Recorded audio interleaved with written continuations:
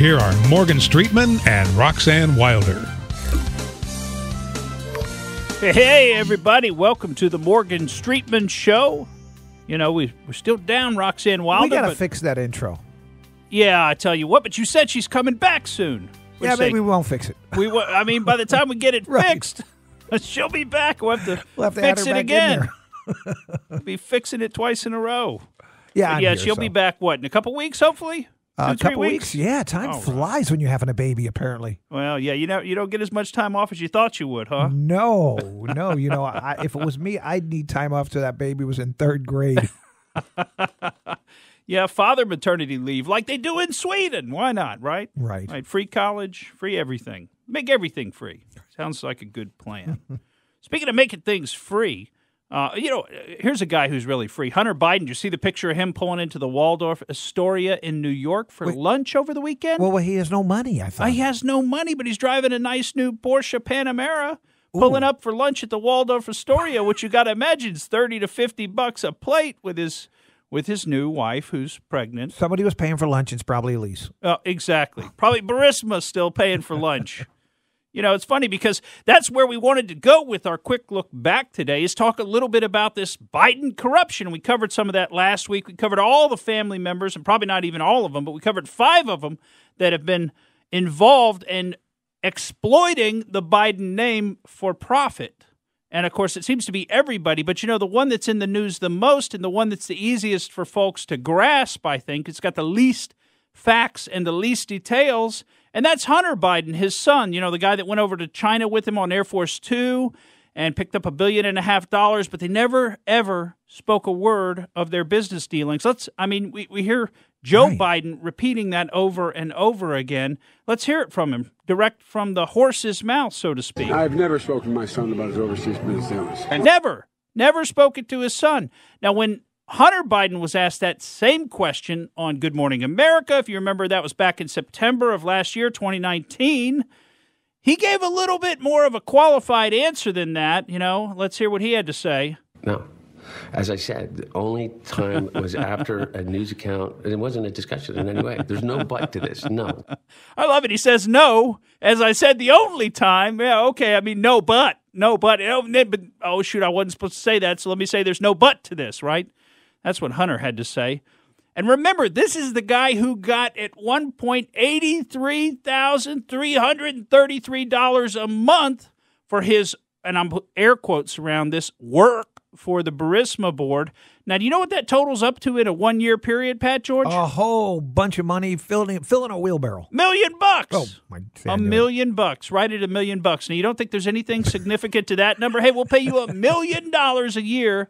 Just make sure your dad, who's in charge of Ukraine policy, makes sure that we don't get investigated and gets that prosecutor fired. Now, let's hear about when Hunter was pressed on what are his qualifications for the Burisma board. This is in that same ABC News Good Morning America interview. Let's hear what he had to say. Well, I was vice chairman of the board of Amtrak for 5 years. I was the chairman of the board of the UN World Food Program. I was a lawyer for Boies Schiller Flexner, one of the most prestigious law firms in the world. He was a lawyer, and he worked at a law firm. Wow, qualified, right? Qualified. You can do whatever you want with that kind of background. He just worked at one. You own your own. I tell you what, I sure do. But I tell you, we're no Boies Schiller Flexner, one of the most prestigious law firms in the world.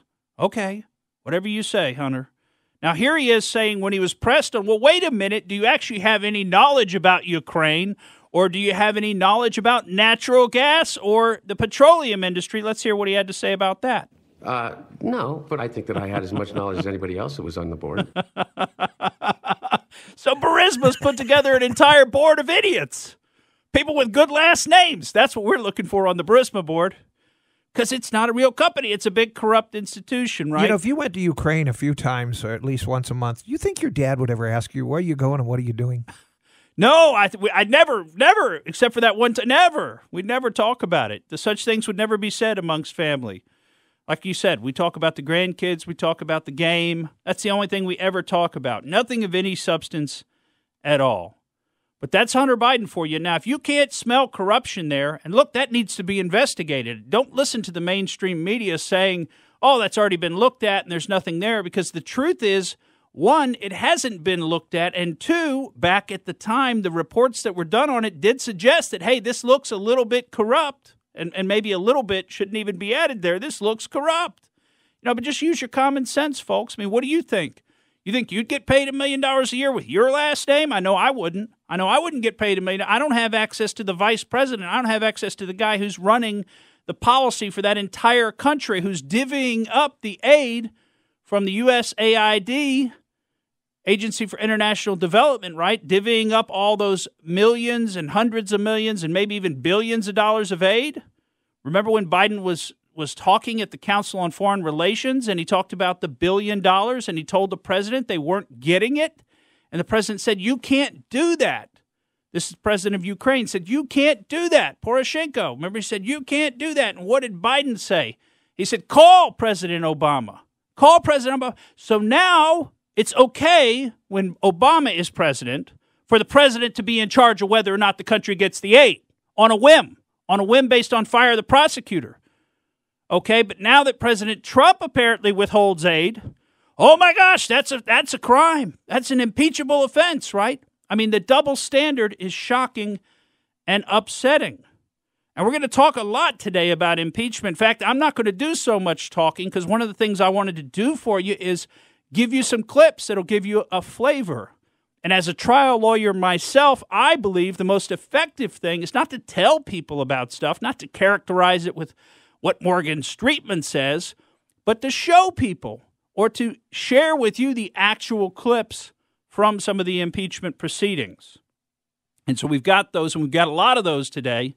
And we're going to really try to give you a flavor of what went on in the impeachment. But before we do that, Pat, we wanted to talk about this local interest story that happened out at the Tampa airport early Sunday morning. Now, of course, Gasparilla Parade was Saturday into the late afternoon. I think it starts about 2 p.m., the actual parade. But, of course, those of you from Tampa, we know the festivities start at like 9 in the morning with the ships coming up and down the channel and the fake cannons firing off, and people generally having a good time and making revelry.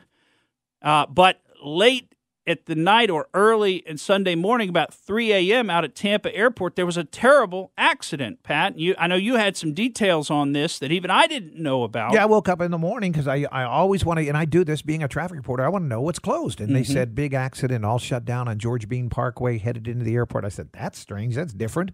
Well, you know what could happen? I looked at the video of it. It looked like a tank went over this vehicle. You couldn't tell what it was, and apparently it was an Uber driver with a passenger that was hit head-on from a DUI wrong-way driver, who, when they got him out of the vehicle, he still had the Gasparilla beads around his neck. Oh. And, of course, he's fine, and the Uber driver and the sitting on the wall fine. And the poor passenger are both dead. They're both dead. So, how many times do we see this happen, these DUIs causing crashes? And it happened the beginning of this year, the first week, was it on Bayshore? Yeah, right. And the person with the DUI is fine. The drunk driver is fine, and the people that he hits, they're dead. Well, I mean, what a sad story. This drunk driver, Alexander Jacobson, he's now facing 2 counts of DUI manslaughter and 2 counts of vehicular homicide, as well he should. But like you said, he was apparently coming back from some kind of Gasparilla festivities and probably trying to get on the Veterans Expressway and head north up to Land O'Lakes or something, and wound up in the airport, got turned around, and killed 2 people. This is not an excuse by any means, but the airport, when you get in there, it is confusing. You have to pay attention because there's a lot going on. So a drunk driver in there is not the place to be. You're absolutely right. So it is a confusing little, there's all these turns and you could easily get onto the wrong street. I could totally see how that could happen. Well, another tragedy that was just reported yesterday, happened yesterday morning out in Calabasas, California, of course, is Kobe Bryant and his 13-year-old daughter, Gianna. They were involved with 7 other people, including the pilot, in a helicopter crash. And, I've heard mixed reports. I've heard reports of I did see that the weather out there was extremely foggy, but I've also heard reports that there was some kind of a fire in the cockpit potentially immediately preceding the copter going down. And it's not a small helicopter. This is not one of those things that looks like somebody built it in their garage. This is one of those big Sikorskis that holds, 8 passengers. So this is a large helicopter that Kobe Bryant owned, and you can find pictures of it on the internet. but it went down in Calabasas, California, killing everyone. And Pat, one of our colleagues, Chuck Baer, had some interesting stuff that he shared about it. And I actually got to see the movement of it and the back and forth communications with the radios and the airports. And it sounds like there was some serious pilot error going on, that maybe in the fog the pilot was flying too low, because you can hear the air traffic control saying, hey, you're flying too low. You need to get up. And then all of a sudden, it disappears off the radar. So that must have been right when it crashed. They were flying well below where they should have. So that sounds like potentially pilot error. Well, when we come back, we'll tell you about a couple of quick stories, and we'll jump into impeachment on the Morgan Streetman Show.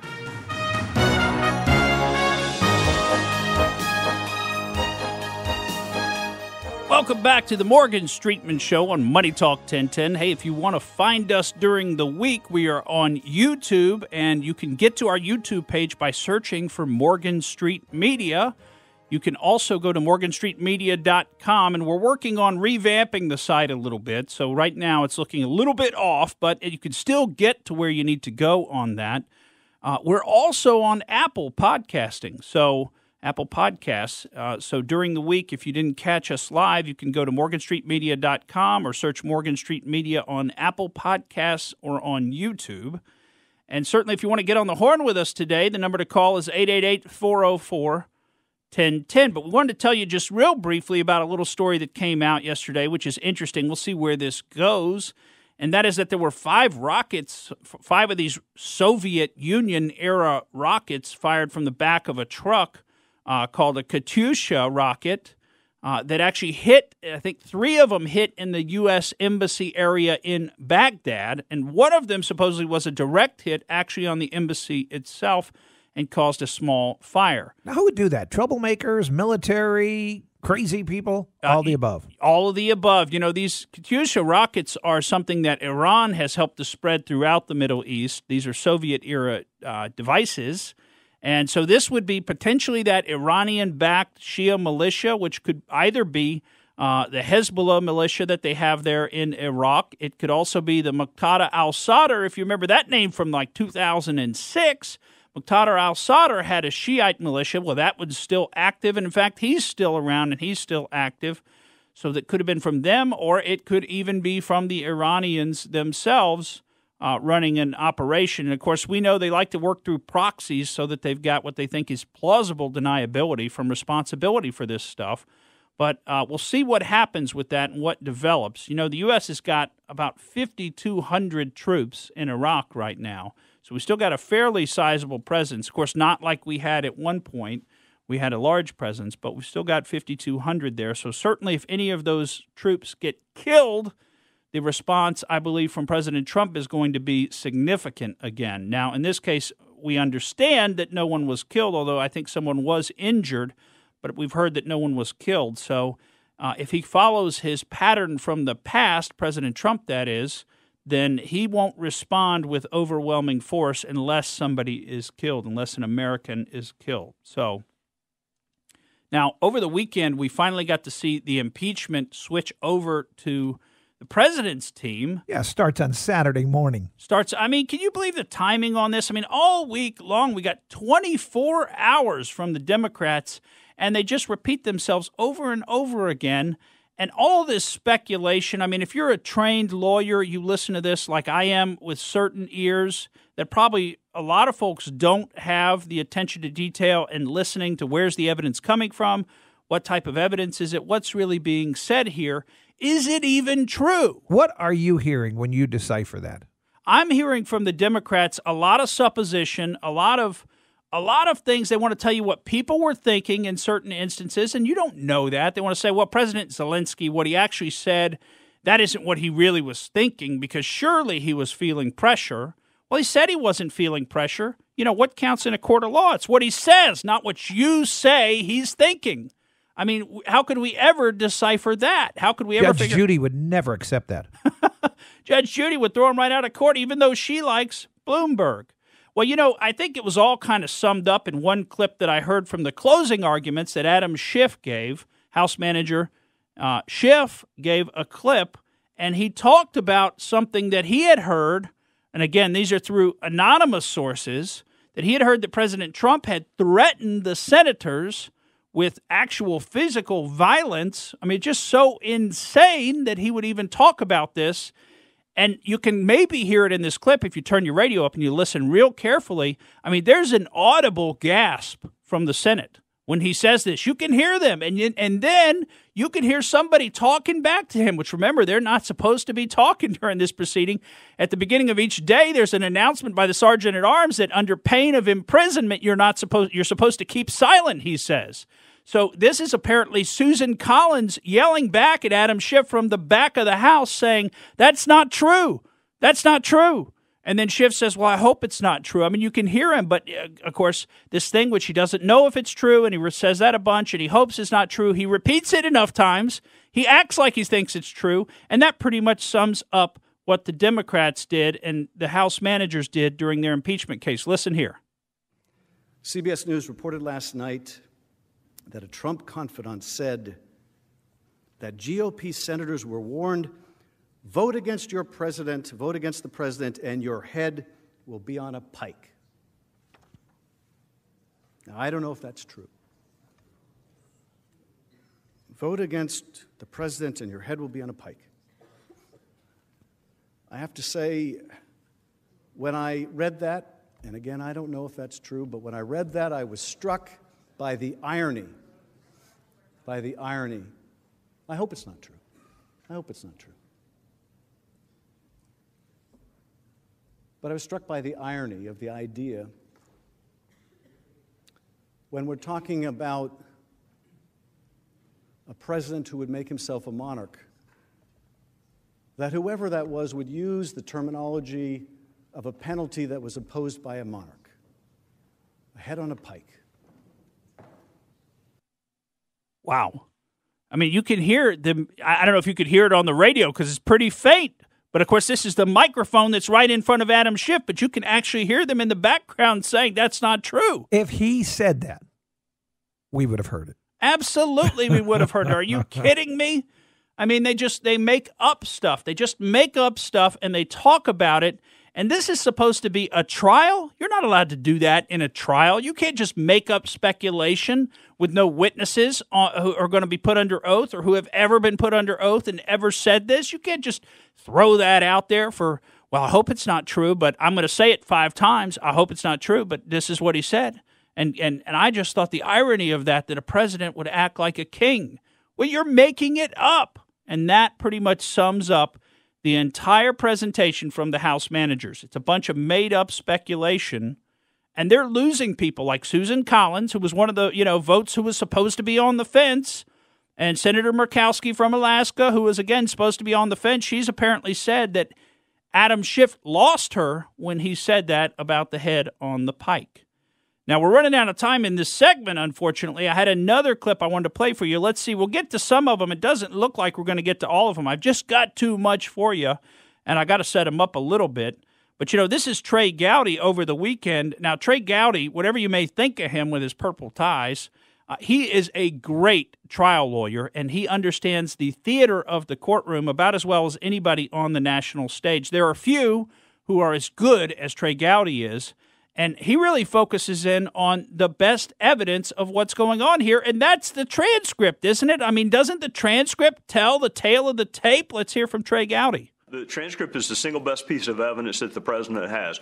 Who brought up Rudy Giuliani's name? It wasn't Donald Trump. It was Zelensky. This was the second call, not the first call. If President Trump were really hell-bent on ensuring that Ukraine investigate the Bidens, would he not have brought that up in the first telephone call he had with Zelensky? I mean, why wait till the second? Who brought up Bill Barr, and under what circumstances was Bill Barr's name brought up? I think the transcript is the single best piece of evidence that the president has. I mean, laying aside the reality that there was no announcement of an investigation, there was no investigation, and the aid was ultimately released. So I don't think the Democrats have a great case for conviction, but I also would be hard-pressed to find 5 members of this jury that have not already made up their minds. And that's a really important point. By this time in a case, typically people have already made up their mind, people on the jury. Even though they agree and they take an oath to wait and decide, at the end of all the evidence, it's human nature and you just can't help it. you tend to make up your mind pretty quickly, and the studies have shown that the jury's pretty much got its mind made up after opening statements. So by this point in the case, things are pretty well already decided. Now, I don't know exactly how much time we've got. We've got only about 30 seconds here.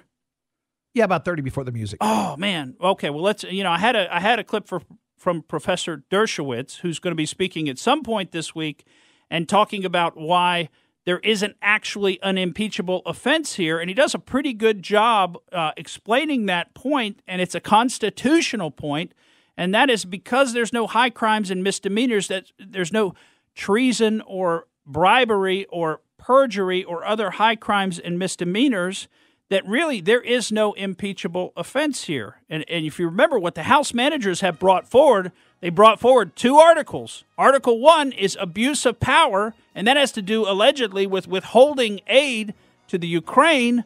And Article 2 is obstruction of Congress, and that is telling people not to comply with congressional subpoenas. The only thing is those congressional subpoenas aren't legal subpoenas. That's a pretty important point.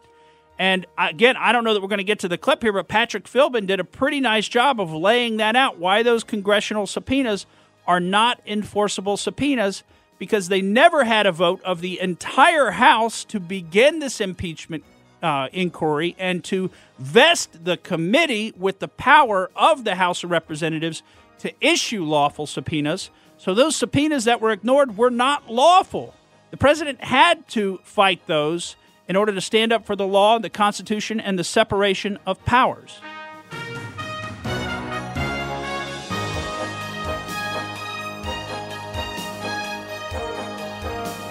Welcome back to the Morgan Streetman Show. We're tearing through some impeachment highlights, and we're not going to get to... You're only in second gear, though. I know, we're only in second gear. We haven't even really turned it up a notch yet. We're going to have trouble getting through everything, so I'm going to have to jettison a couple clips. I've kind of explained the Dershowitz argument. You'll hear it again this week if you're paying attention to this stuff.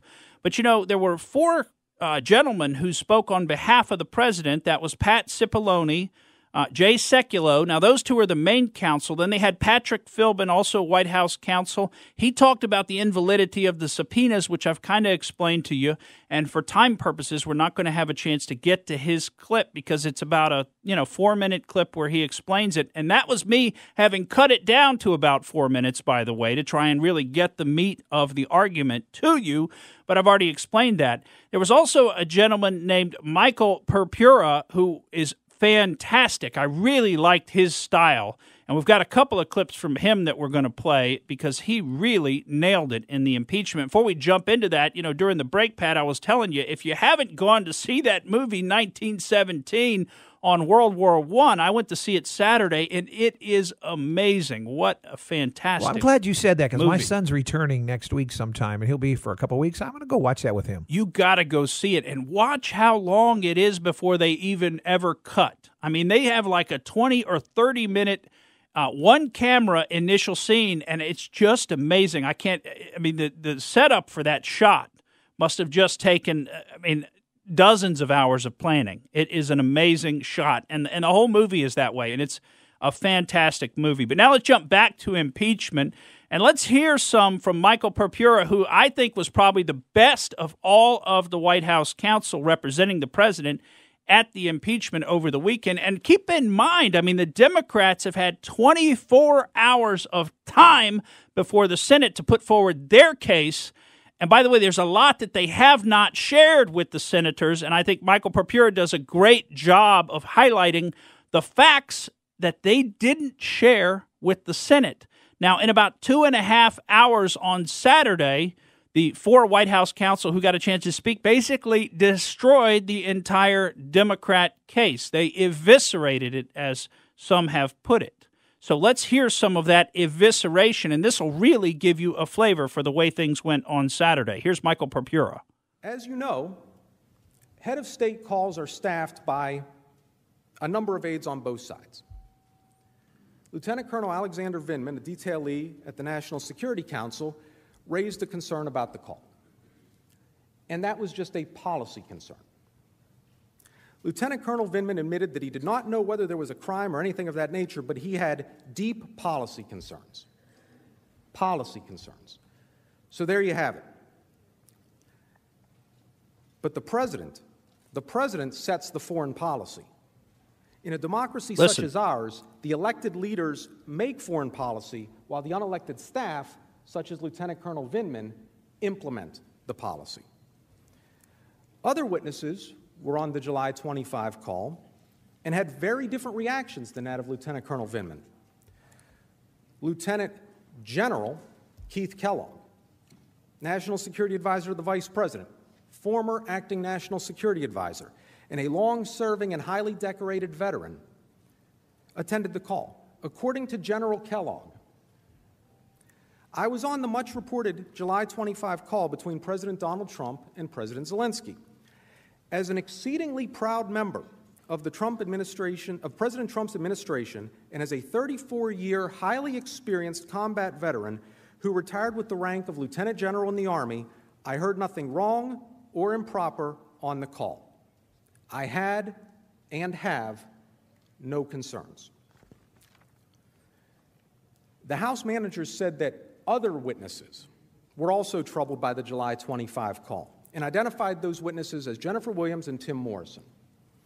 Jennifer Williams, who works for Lieutenant General Kellogg, now claims that she has concerns about the call. You heard that from the House managers. They were very careful in the way they worded that. What they didn't tell you is that Ms. Williams was so troubled at the time of the call that she told exactly 0 people of her concern.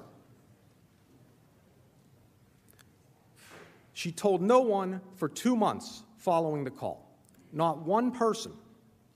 Ms. Williams didn't raise any concerns about the call when it took place, not with Lieutenant General Kellogg, not with counsel, not with anyone. Think about that. Ms. Williams waited to announce her concerns until Speaker Pelosi publicly announced her impeachment inquiry. The House managers didn't tell you that. Why not? Tim Morrison, who is Lieutenant Colonel Vindman's boss, was also on the call.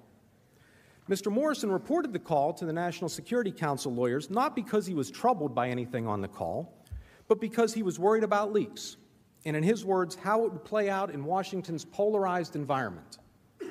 I want to be clear, Mr. Morrison testified, I was not concerned that anything illegal was discussed.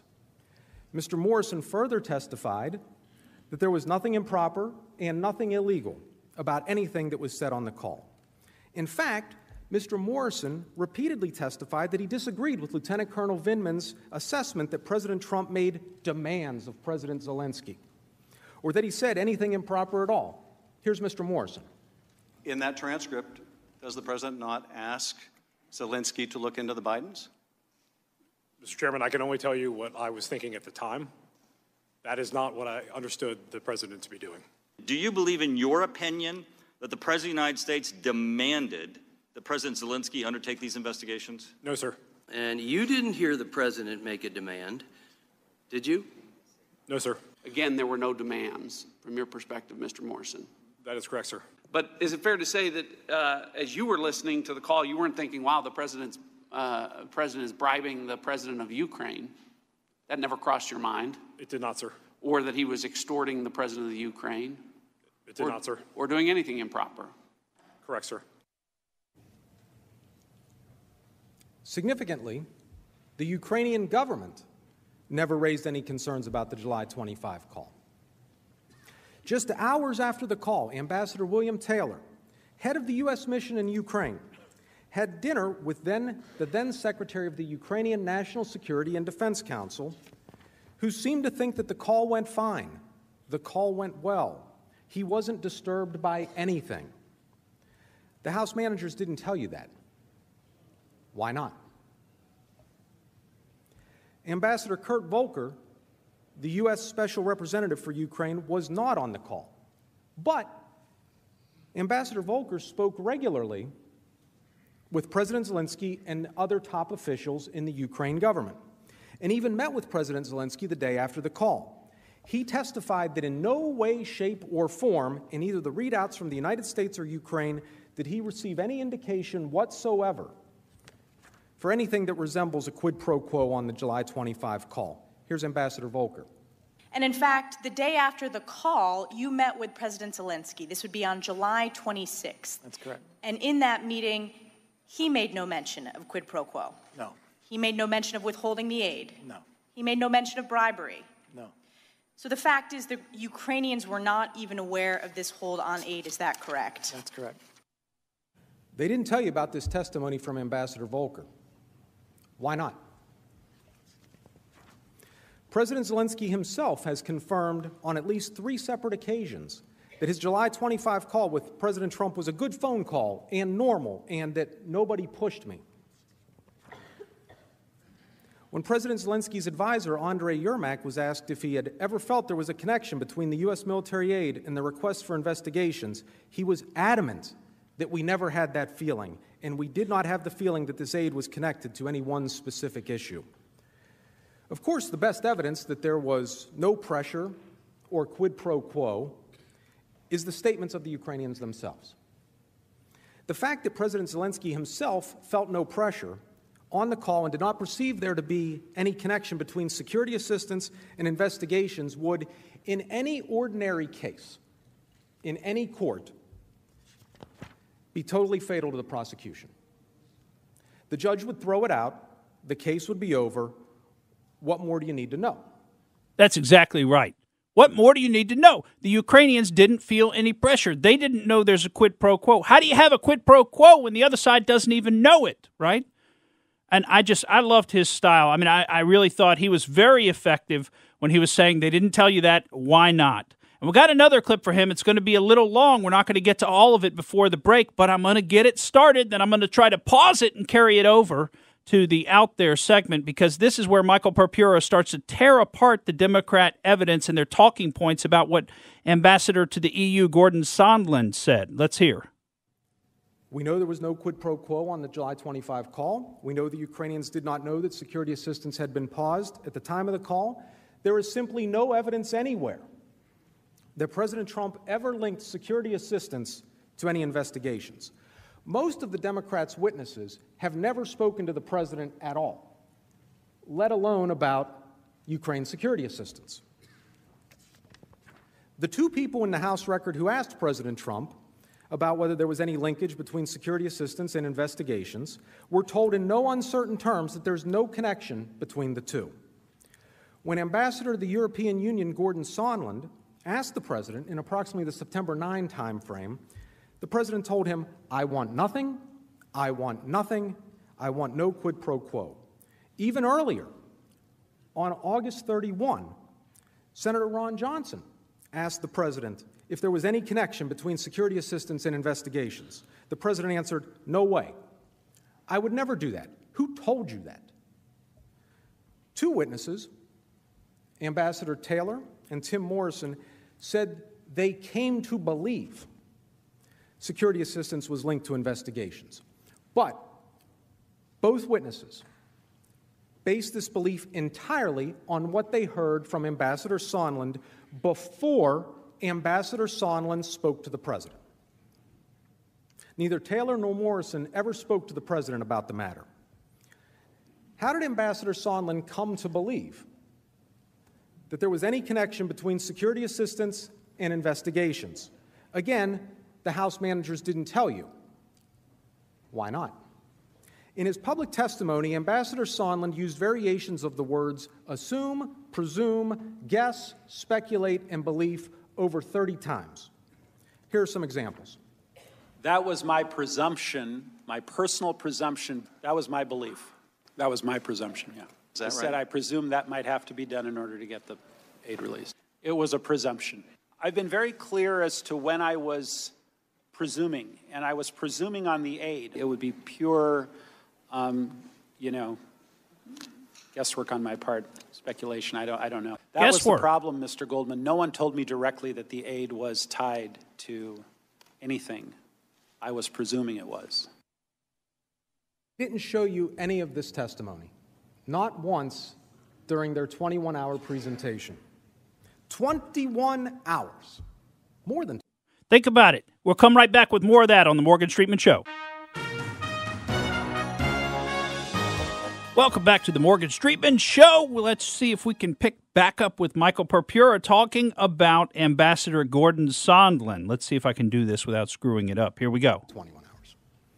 And they couldn't give you the context to evaluate Ambassador Sondland. All the Democrats have to support the alleged link between security assistance and investigations is Ambassador Sondland's assumptions and presumptions. We remember this exchange. Is it correct no one on this planet told you that Donald Trump was tying this aid to the investigations? Because if your answer is yes, then the chairman's wrong and the headline on CNN is wrong. No one on this planet told you that President Trump was tying aid to investigations. Yes or no? Yes. So, you really have no testimony today that ties President Trump to a scheme to withhold aid from Ukraine in exchange for these investigations. Other than my own presumption. When he was done presuming, assuming, and guessing, Ambassador Sondland finally decided to ask President Trump directly, what does the president want from Ukraine? Here's the answer. President Trump, when I asked him the open-ended question, as I testified previously, what do you want from Ukraine? His answer was, I want nothing. I want no quid pro quo. Tell Zelensky to do the right thing. That's all I got from President Trump. Think about that. This whole impeachment thing is a sham. There goes Article 1 right out the door. We told you about Article 2. That's nonsense as well. This whole thing is a made-up sham. It's a sham. They don't have a case. All right, let's go out there. Speaking of cases, well, we've got some new cases of the coronavirus popping up. And, Pat, before we went on the air, I mean, it's something like I saw 2,000 as of last night. Now I'm seeing like 2,750. 28. It's up to 2,800 cases reported, and most of them in China, in this Wuhan, China. And, of course, that's a city of about 11 million people, so no small city over there. You know, China's got a total of 13 cities quarantined right now with 41 million people quarantined in their home cities. They shut down Disney till further notice. They shut notice. down Shanghai Disney. And, of course, you're talking about China. I mean, these are big cities with big international airports. Wuhan, China serves cities like New York City, San Francisco, London, Tokyo, Rome, Paris, Moscow, and 8 more international destinations with direct flights. Now, you know, one of the interesting things about this coronavirus, in this particular novel coronavirus called 2019-nCoV, and that stands for 2019 Novel Coronavirus. It's novel, it's new, we've never seen this one before, is that it takes about 2 to 14 days after exposure before symptoms start to show up. And the problem is apparently you could be transferring it to other people during that 2 to 14 days. So you're not symptomatic, but you are contagious. Now the symptoms are fever, dry cough, and shortness of breath, and then difficulty breathing that can show up 8 to 10 days after you first started showing symptoms. So it's a long-lasting virus, and these coronaviruses, I mean, they include the common cold as a coronavirus. They also include, if you remember, SARS, the severe acute respiratory syndrome. There was an outbreak of that back in 2003 where there were about 8,000 cases worldwide and 774 deaths. So it had almost a 10% kill rate, and that wound up in 17 countries. Also back in 2012, if you remember, MERS, Middle East Respiratory Syndrome, also known as camel flu, that started out of Saudi Arabia, it wound up being 2,500 cases and a total of 850 deaths from MERS. So those are other coronaviruses that were in the world. Now, in the U.S. already, we've got at least 5 cases. The last time I've looked, we've got a case in Washington State. They announced a case in Chicago on Friday. There's a couple of cases in California and a case in Arizona. In Tempe, some ASU student has picked it up. And you got to imagine there's a whole bunch more people in the U.S. who have got it and just haven't started showing symptoms yet. There are 3 cases in France, already confirmed, 5 in Australia, and they just confirmed the first case in Canada. Now, something interesting, I think, I mean, of course, the Chinese media and even the worldwide media is saying, oh, this came from the Huanan seafood wholesale market, where they've got all kinds of strange meats. And, you know, this is from snakes, people eating snakes, or people eating bat soup. And we've seen both of those. And yes, there are studies on this particular style of virus to back up. It's very similar to the bat coronavirus. I mean, it's got like an 85% match for the bat coronavirus. So you've got all of that going on. But then you've got another thing, and this will be our out there part of it, and that is, did you know that there was actually a Chinese virologist who was working in Canada who was arrested in July of last year? She's a Chinese bioweapons expert. Her and her husband, both of them are bioweapons experts, were working at Canada's National Microbiology Laboratory. It's Canada's only level 4 facility where they can study the worst of the worst germ warfare, right? Now, why did they get arrested? They got arrested because in March of last year, March 2019, there was a shipment that was found in China that had some of these highly virulent and very deadly viruses in the shipment, and it had come from Canada. So they began to track it back, where they tracked it back to this particular Chinese biowarfare expert. Apparently, she decided she would just mail or send via FedEx or something like that. She'd ship over to China a package containing some of the worst viruses that we even have known about that exist only in these level 4 laboratories. Now, add another layer to it. There's a level 4 laboratory, the Wuhan Institute of Virology at the Wuhan National Biosafety Laboratory in Wuhan, China.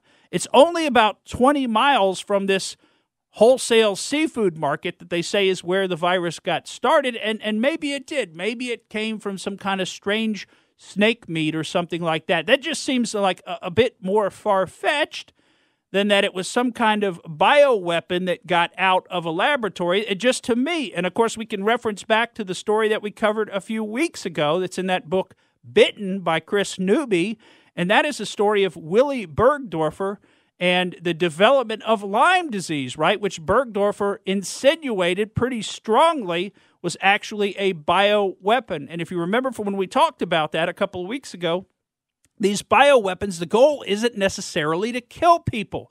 The goal is to take them out of commission, all right? So now compare that to this particular coronavirus. One, it spreads rapidly because it spreads before there are ever any symptoms that show up. All right, wouldn't that be perfect for a bioweapon? What else does it do? It takes you out of commission for a long period of time. The symptoms take a long time to really start to develop. It's 8 to 10 days before you begin to have serious difficulty breathing. You may develop pneumonia, follow-on pneumonia, and now you're out of commission and you may die from it. We don't have yet enough cases to really establish what the percentage of deaths from this 2019 novel coronavirus are going to be. And I've seen some figures out there that are speculation, but I'd say we're about to find out because of all the cases that are already reported in China, and it's already obviously spread all around the world, and it's going to continue to spread all around the world. So keep your eyes on this coronavirus story, folks. I'm Morgan Streetman, and that's the way I see it. Thank you for listening to the Morgan Streetman Show. We hope you enjoyed what you heard, and if you did, please click like and subscribe to help us out.